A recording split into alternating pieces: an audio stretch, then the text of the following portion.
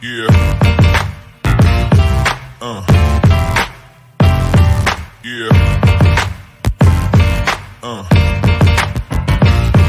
Yeah.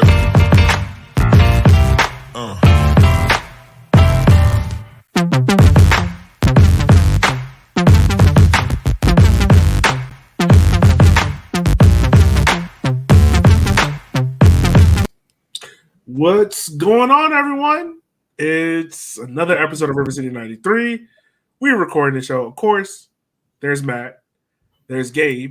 If you're wondering where Shanair is, you already know. Yeah, you kind of already know at this point. So we how the good show goes. But we got a couple of things to talk about this week. But before we dive into that, guys, how was your weekend so far? Was it good? Was it bad? Did you enjoy the weather today? I mean, other than right around 8:57 last night, it's been a good weekend. Yeah. Yeah. The irony for me is I work at a store called REI. Maybe some of you guys have heard of it, but it's an outdoors recreation store. We sell hiking and camping gear and stuff. And so, we sell stuff for people to get outside, but I worked all day Saturday and I worked all day today. And so I didn't get to enjoy the beautiful weather. It was nice though. The Watermelon Festival was in town, so that was pretty cool. Catch some watermelon, which I'm not a particular fan of. I think watermelon is a trash fruit, but the festival. It's a little strong. Hot take. It's not a hot take. That's a good take. Watermelon's a trash fruit. It's 80% water. It's well, yeah. It's not trying to say it's not. Right. Yeah, it's trash. It's a good name. Yeah, when I want to eat a fruit, I want to eat something has substance, not water. I can drink that for free. I mean, it's not like a top tier fruit, but there's worse ones. So it's trash.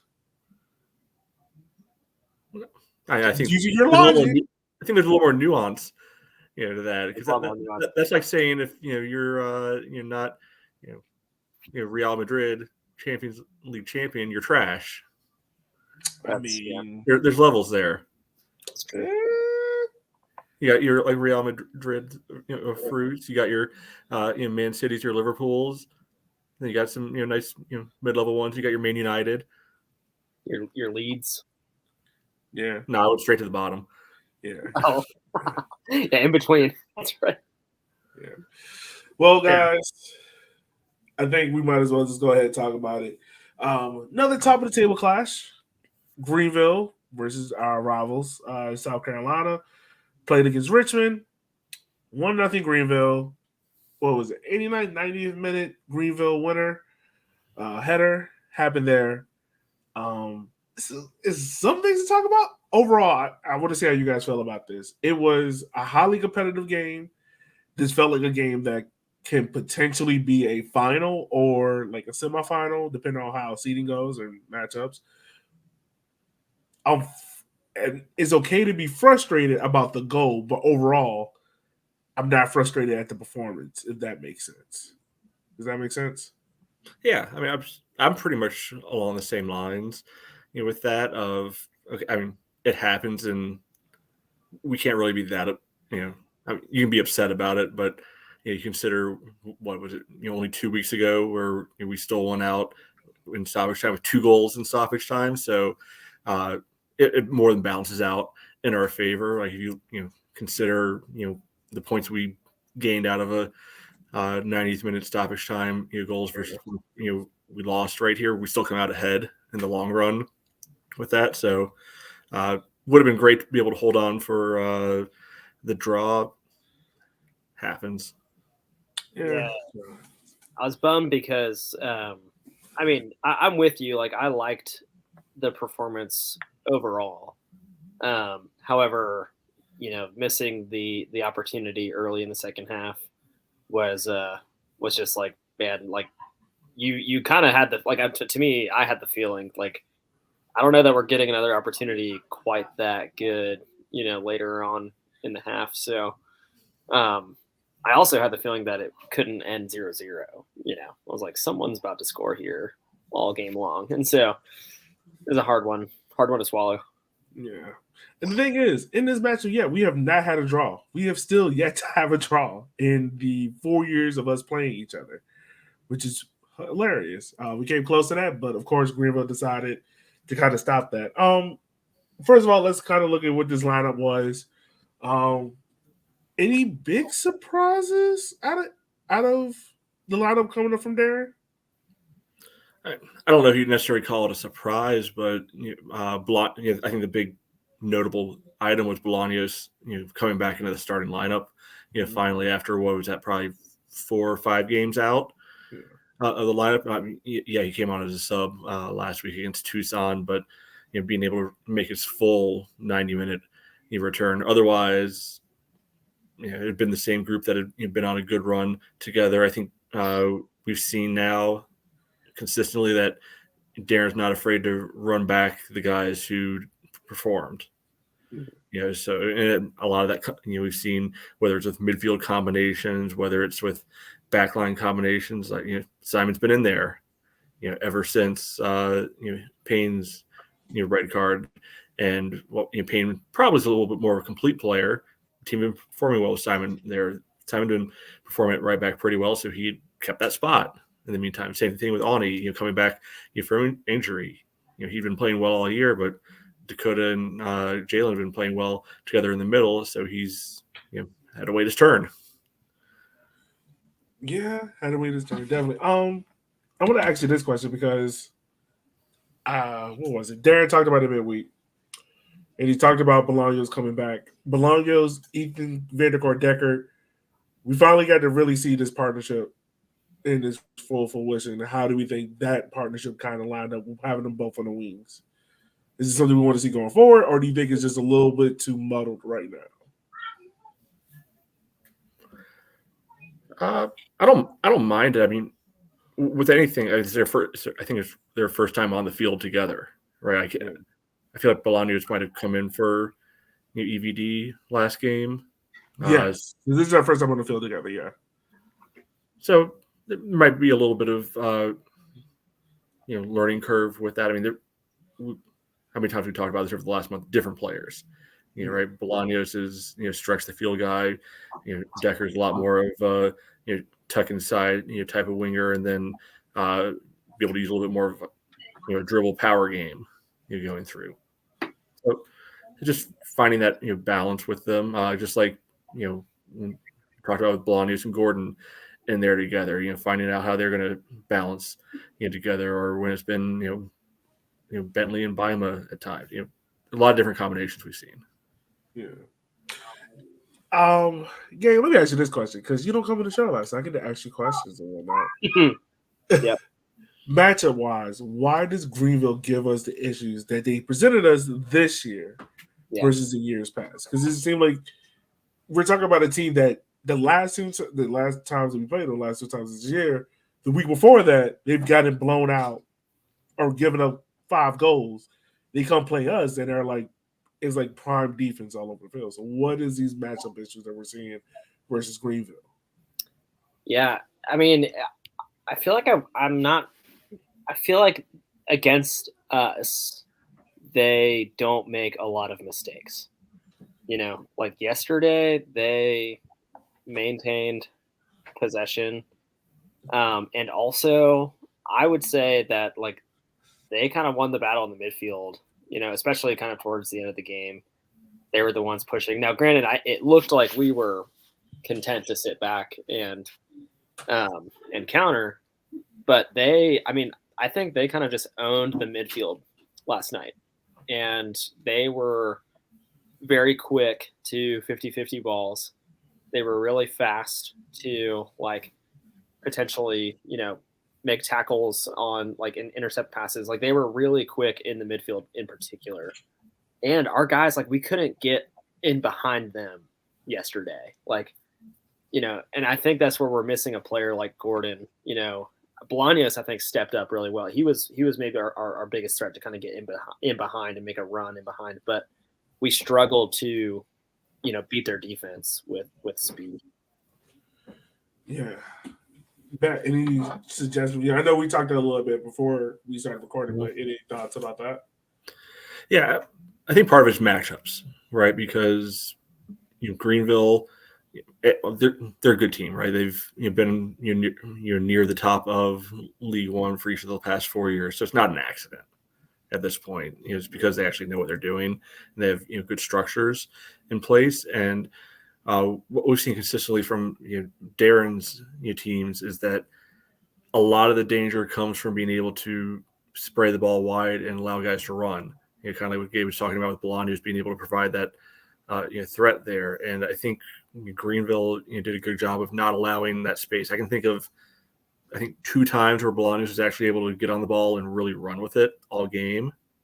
And that's not a huge number, right? Because even as good as he is, he's not going to go 2 for 2 and probably not even going to hit 50% most of the time. That's just the nature of being an attacker in soccer. So I think they do a good job of being able to deny those opportunities and be able to deny that. And then it kind of gets our guys caught up a little bit more into the playing around, through the midfield, which is probably not the strongest point of the team. And it's good game planning, but Tormenta gives Greenville worlds of problems, for some reason. And there's every team in this league seems to have 1 or 2 teams that kind of solve them. And Greenville solved maybe is a bit much, but Greenville certainly seems to have the setup to be able to frustrate the kicker's attack pretty well.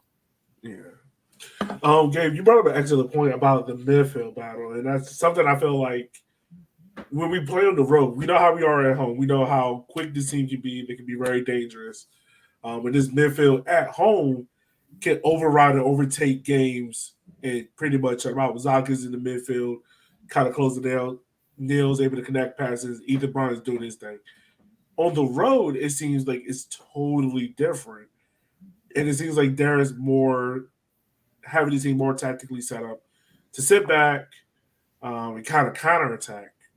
There's no issue with that. But why is it the midfield always seems to be the key issue was in some of our games this year on the road? Yeah. I mean, I think you got to consider the quality of Greenville too in the midfield. I mean, I don't really have a lot of info on their midfielders or really know their players super well, but I mean, they just looked like they presented a lot of quality in their passes and in their possession, and just really, like I said before, like didn't make a lot of mistakes. And that's an area where we tend to do well is like capitalize on teams' mistakes. And of course, like Darren mentioned that in the midweek interview where he said, like, you can't make a mistake against Greenville because they will punish you for it. And I think it's because they're just really clinical and they have a lot of, they just have a lot of quality on their squad. So, yeah, on the road, it's just like a mystery, I don't know.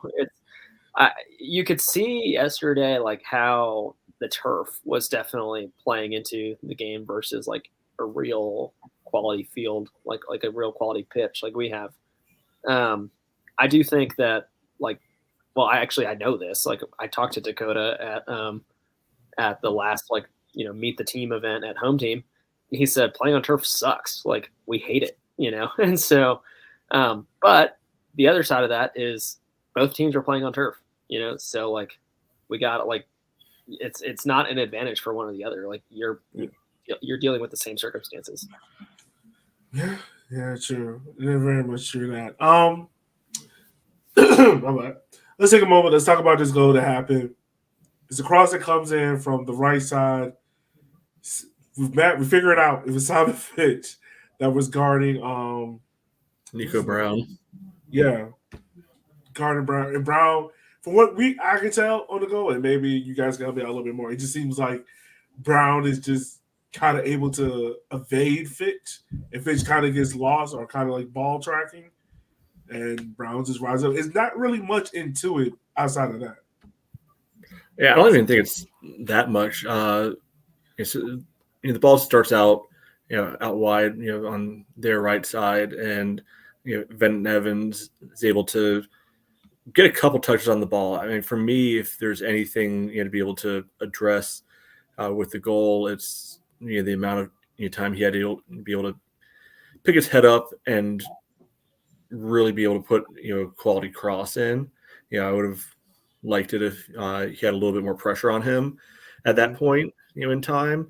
But on the actual goal itself, I'm for one, pretty good header, and I would look at it as much, like Simon lost him. He kind of peeled off, the back of him, and made the space that way. As Simon's kind of trying to track the ball, and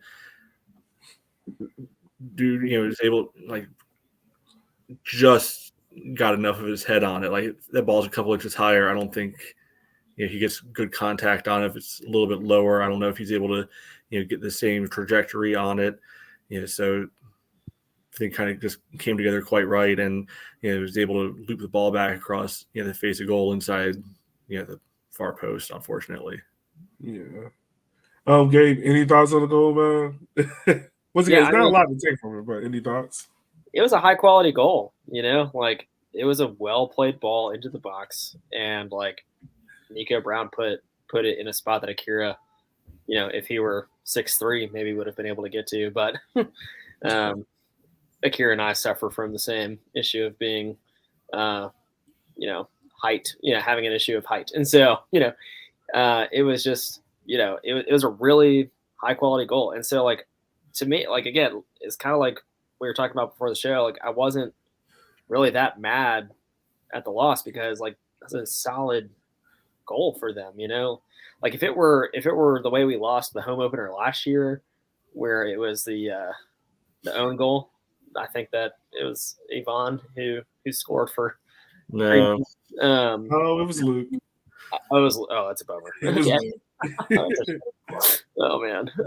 Well, I mean, I would be like way more upset, but like, man, they needed like a really high quality ball. They needed a really high quality header, and they got it. So like, they capitalized on their opportunity. We didn't. Yeah, true. And then also, I think the mood it just kind of summed it up afterwards was just the way Howard Carroll was just sitting there with his legs. He was just like, God dang. Yeah. And I mean, I kind of feel like that was like the general mood overall. Like if we were able to talk to Darren and Mika after, I guess they were kind of just feel the same thing. Like, up to 89 minutes, it kind of just felt like, all right, Rich is going to get out here with a draw, a desired result. Green was a little bit wavery after the 5-1 loss to Chattanooga. Now you get a 0-0 draw at your home ground against another rival. That goal, it kind of changes things. So, guys, we close out against Greenville. Last game in the regular season. I presume that we will all hope that Richmond and Greenville are already locked up. A lot of stuff. We're playing for 1 versus 2, or hopefully just to clinch the number 1 seed. What does Darren need to do in order to make sure that we can finally get the win over Greenville and not just get swept going into the playoffs? I think it's too soon to be able to say anything about that. That's 2 months out still. Different injuries can happen. Guys can find, form. I think what the best thing he can be able to do is, get the team to a point where that game is meaningless for all the good reasons. Yeah. Right. And not have it, being, a huge, pressure cooker hanging over their heads going into that game. But I mean, that's not happening. Who knows what? It's gonna. That game's definitely gonna have meaning. I mean, just watching like this, no one's pulled away. Like, I mean, yeah, 2 months is gonna happen, are like happening, but like, man, the trend of this season has just been total chaos. So like, it would just be like, on point for the last game of the year to be like, for the winner to go into the playoffs as like a number 1 seed, or maybe as like at least a number 2 to get that first round bye. Like it would be, I'd be shocked if it doesn't come to that. Yeah. And this is the thing too, like all the results yesterday more or less helped Richmond in a way. Think about it like this. Tormenta got 3 scored on them by Charlotte. Chattanooga gave up a late goal to Fort Madison, so that was a 1-1 draw. And then Noco was able to pull one back against Junior Omaha, which before all those results, I think Chattanooga was like there were 3 points back from us. Then they dropped points, and now they're at 29. So we still got a 5-point gap in between us and Chattanooga, which is a positive. So yeah, overall is the goal, like we said before, like the goal is frustrating, but the results of how things in other games played out just kind of helped us out. Yeah, you still got to watch, keep an eye on Omaha there, because they still play 3 fewer games. I mean, granted, their trend lines are they just draw every single game. So being 6 points up, them right now, they could make that up, but we also play them 2 more times this year. So they've actually got to figure out how to start putting W's on the board instead of just drawing everything. Right now, so this is the funny thing. Union Omaha is on pace right now to set the record for most draws in the season. Do you guys have an idea who has the most draws? I mean, it's Madison last year, isn't it? Yeah, Madison. Do you know how many? It's like 13 or 14, I think. 12. Okay. And Union Omaha got a lot of more chances left to get some more draws in. So there's a possibility they could kind of blow that record away. Not for good reasons, I would assume. I don't think that's a record Union Omaha fans want with the games in hands that they have. Yeah, I mean, yeah. It's one of those kind of poison chalice sort of things where it's like, all right, well, we never lose. Right. Yeah. But it'll come back to But stacking up points one at a time, it's tenuous. Yeah. It's better than no points, but better than no points, but doesn't actually probably not going to get to where you really want to be going one at a time. Right. Yeah, no. It's not going to get you where you want to get to. So next week, we kind of close that door, game out against Greenville. Focus on Central Valley Fuego, a team that we played last time after Greenville. The game that ended 3-1, that was an anomaly. We probably all can agree that game is not going to happen again. Definitely the 2 red cards. So let's talk a little bit about Central Valley Fuego.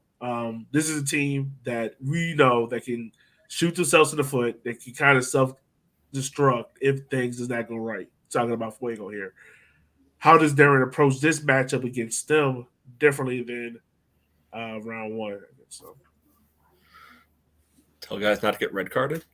There we go. That's the important part. I was definitely like look at Payne and be like, do not touch anyone going towards the sideline. Or, he stays on the bench and Simon keeps playing. You would love that. I know you would. I don't know, because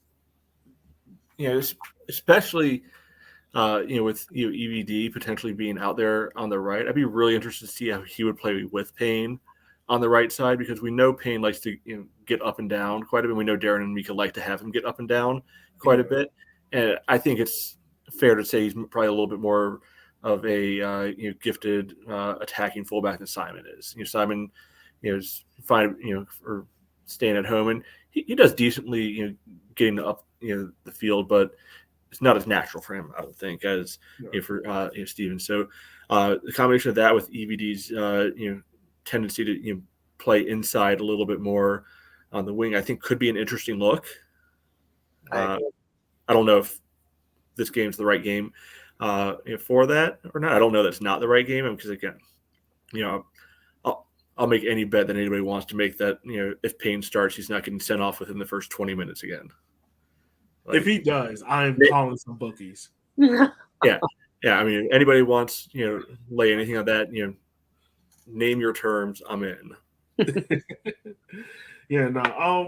What do we think Darren Lottom is going to be? I'm assuming we all think Stewie's going to be starting out at left back.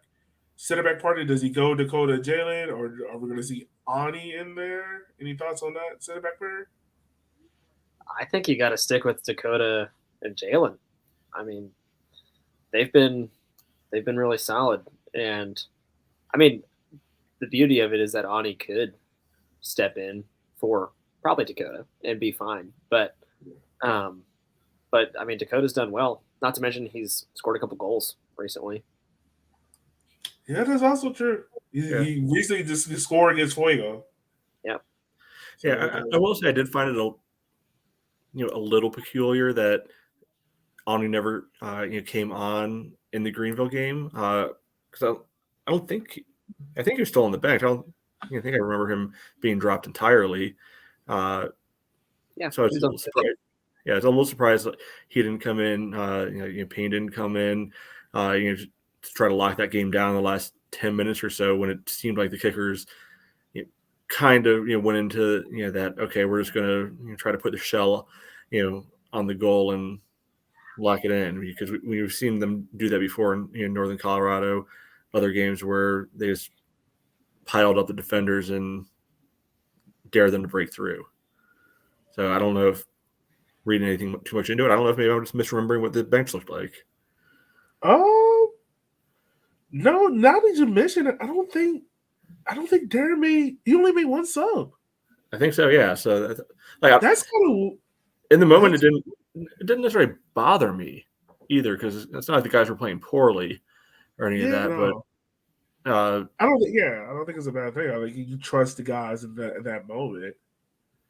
Well, and you're trying to score, right? Like, I'm not convinced they were at the end.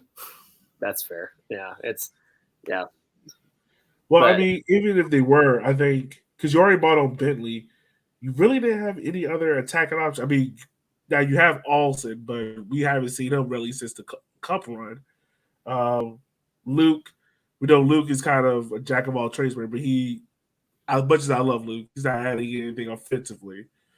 You could put him in for like a Bolaños just to be a pest and to run, to run it, guys. Yeah, sure. And we kind of saw that from Payne as well. But if Payne's coming, it's more or less to take Simoners too. So I would have liked attacking threat.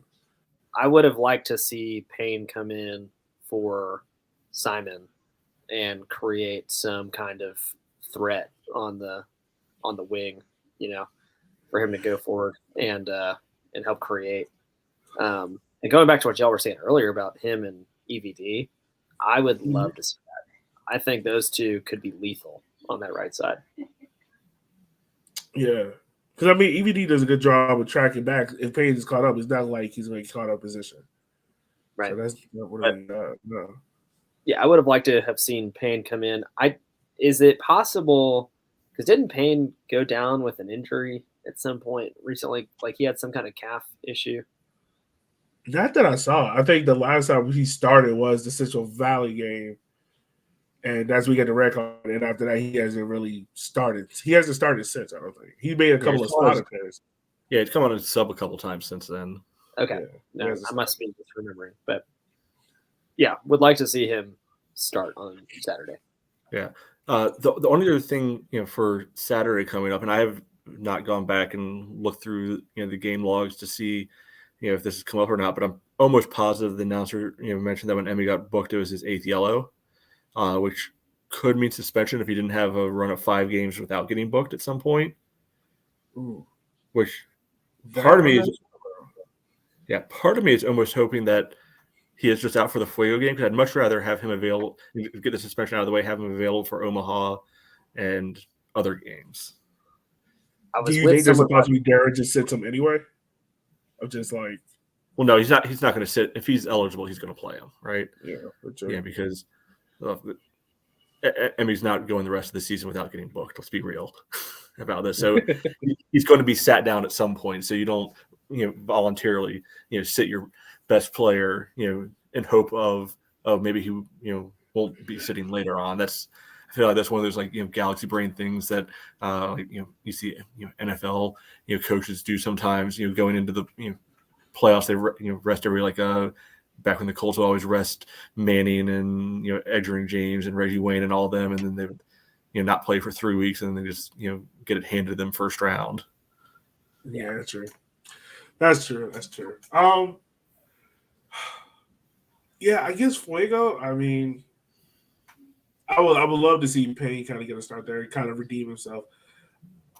Looking back once again, it's hard to tell because you only got really 17 minutes of 11v11, but what it seemed as if it just once again gave you're right. The midfield just seemed to get overrun. Is there a way how Darren can set this team up midfield wise to kind of solve or alleviate that issue? Like, does he probably need to try like a diamond or something like that? Just try to put more bodies into the midfield. I mean, I don't know about shape so much. It could be that it's like quicker decision making and quicker passing along the wings, or just having someone making those overlapping runs, and like making the decision quickly to play the ball to a Stephen Payne or a Johnny Bolaños. Because where you get in trouble in the midfield is when you dribble the ball a little too long, or you carry the ball a little too long, and you don't make a decision on who to pass to. And by that time, the person that you're trying to pass to gets closed down by a defender, and all of your options are closed off. Mm-hmm. So you just gotta, the midfield, it's meant to like work through quickly, in my opinion. And so if you can do it fast, then you should do it fast. Yeah, and you hear Darren. We could talk a lot about the guys know their identity right now, and I know it frustrates people sometimes. But part of the identity of this team is not a team that's going to hold the ball 60% possession. There's a reason why they've consistently been bottom third of the league in time of or possession percentage, for whatever you want to call it, over the course of their time here. It's because the whole design and purpose of what they're trying to do is be able to when they do attack, kind of like Gabe was saying, you really do it lightning quick and be able to move quickly. And part of the trade-off for that is that you might lose a little bit of the possession battle at times, but it comes down to what's the danger in some of the possession that you give up. Are you worried about it if they're holding the ball quite a bit among their back line, or their midfielders are cycling it 40, 45 yards from goal? I don't think Darren cares if they do that, because it's not creating high danger opportunities. You even think about a lot of the looks that Greenville got this last game. They had a couple of decent ones, but how many of them really felt like something that troubled Akira too much? Right, and we've talked about that a lot. Akira, gets a lot of the counting stats, because the defense, is designed to be able to give, those low percentage opportunities. Yeah. Labovitz had one shot that he just. Yeah, he had one really good one that was a little scary, but. Yeah. I think that was in the first half, right? Yeah. Yeah. I mean, yeah, you're very much like this defense is designed to kind of close out those chances and give Akira those kind of easy saves. Like I think it was on Walking 90. Kyle actually was like, "Am I going to be concerned by the number of saves Akira makes?" And I'm like, "No," because like say if Akira makes 5 saves in a game, 4 of them are like right to his chest, and he's just falling on top of it. One, he's like really having to save, right? But I'm not really too concerned with it. I mean, the game against Fuego is going to be big. I mean, obviously, all of the games we have left are big. I think currently right now, we only, if memory serves me right, yeah, we only have matchups with 2 teams that are not in the playoff race right now. As standards go, that's Fuego and that's Madison. Everyone else is a top 6 team or above. So and Madison's giving us trouble. Yeah. Right now, we have picked up points against every other team in USL League One. I think outside of Madison, but we haven't, done that one we just played. Well, yeah. Well, I was gonna say when in terms of playing Greenville and Madison, we're 0-4. And I know, like when I asked Darren about that, he said like the game against Greenville here and the game against Madison and Richmond kind of irritated him the most because he felt like those were points that were just taken away. Once again, same situation here.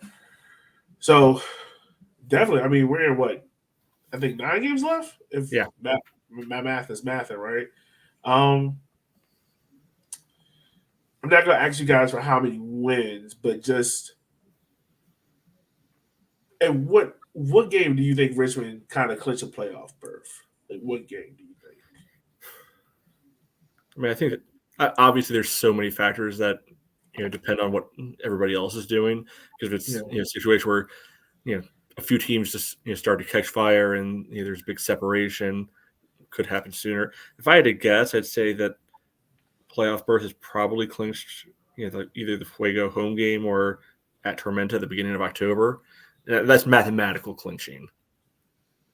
Not necessarily in essence clinching. Yeah. I would go around that Chattanooga Fuego. That right there. The 17th to the 24th, I feel like we'll know whether or not if we're still in contention for either 1-2 or just getting into the playoffs. What about you? That's different. That's true. That's true. Yeah. That's true. I mean, it should. The way that we're trending right now, it should happen around that Chattanooga game at Chattanooga on the 17th next month. Yeah. I think that's sooner than it'll really happen. Yeah, and that's the thing is like this league, and it's chaotic, and Chattanooga is also solid. So it is, and I mean, like we're probably in store for a whole nother week of like chaos because you got midweek games that can impact this. Then you got Saturday, and then we're the last team to kick off on Saturday, and there's a possibility that if Greenville goes to Tucson, lays an egg, Richmond gets a draw, we walk out of Saturday as the number one team based on that. They're not losing to Tucson. Come on. They tied Tucson last time at Tucson. Hey, stupider things can happen in this league. I would love it to happen. I mean, Tucson, well, I guess Tucson's actually probably every other, everybody's second favorite team right now, because they're no danger to anyone else, and everybody wants them to take full points off of their other games, at least for the time being. I'm rooting for them 100%. Yeah, I think realistically everybody is, unless it gets to the point where they do string 4 in a row, and then all of a sudden your Hailstorms and your Madisons and your Fuegos might be like, ooh, all right, hold up on this a little bit. Well, no, still gonna root for them. Yeah, but rooting for them to win every game 3-0 sweeps. Yeah, I think it's looking very much like we're North Carolina fans, as well moving forward. I think they can be great partners, to us. Go Olex, go Coach McGinty down there. Yeah, bring it home for your boys.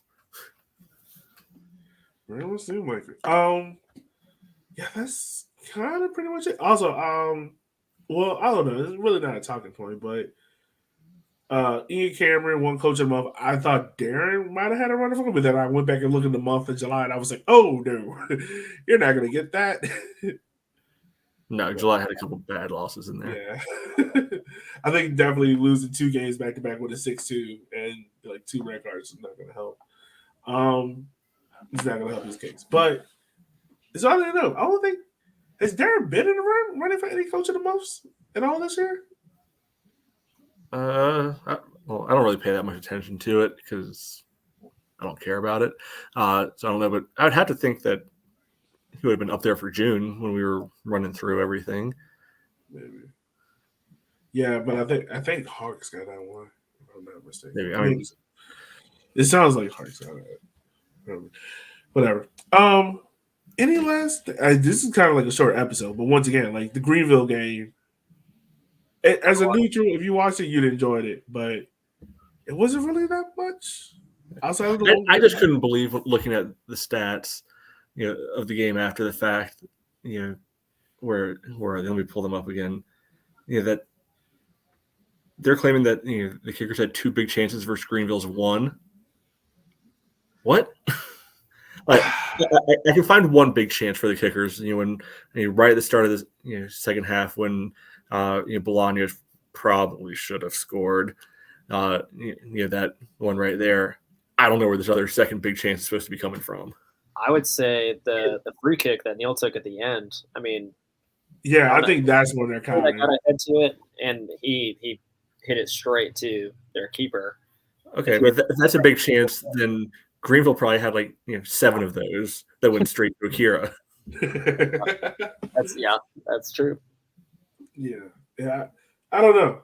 It felt like a game that could have ended 1-1, and it wouldn't shock me. It's a game that should have ended 0-0, and didn't shock me. But 1-0, it kind of just like, I don't know. It doesn't suck the air out the room, but it's kind of just like, it's like a hangnail almost. Like, you kind of just like, I don't want to deal with this right now, but I just get through the pain. Not to mention Greenville's Twitter account calling us, our dad, Right. Like, keep that energy for a Tormenta. Who's to put 5 on you? Yeah. I just don't, that's a dangerous thing to say mid-season when there's still a home game to be played and playoffs. Like, it just seems like a little bit bad taste to me. It does. To do that, Like, if we want to get petty, we can talk about how they promoted the hell out of Star Wars Night. Cool reference, guys. Way to be timely and topical on that. And still didn't draw 3,000. So there's also that. That's if we want to be petty, though. Yeah. Right. We can look at attendance. Anything else out of you guys before we wrap up? It's kind of a short episode this week, but yeah. We shaved off 15 minutes without having to deal with Shanae's internet. That might have actually saved 15 minutes. Probably did. Probably did. I don't really have anything. Matt, are we having any updated articles for what I'm saying? Yes. We should have 2 out this week, assuming the website cooperates. / I can figure out how to get the images properly uploaded. Okay. All right. Well, we'll do that. But outside of that, listeners, we want to say thank you as always for taking the time out your day for listening to our show, because without you, we couldn't do this show. So with that being said, I'm Elliot. That's Matt. That is Gabe. And we will holler at you guys next week. Hopefully after 3 points, after Fuego and Jonathan Bolaño's hat trick. See ya.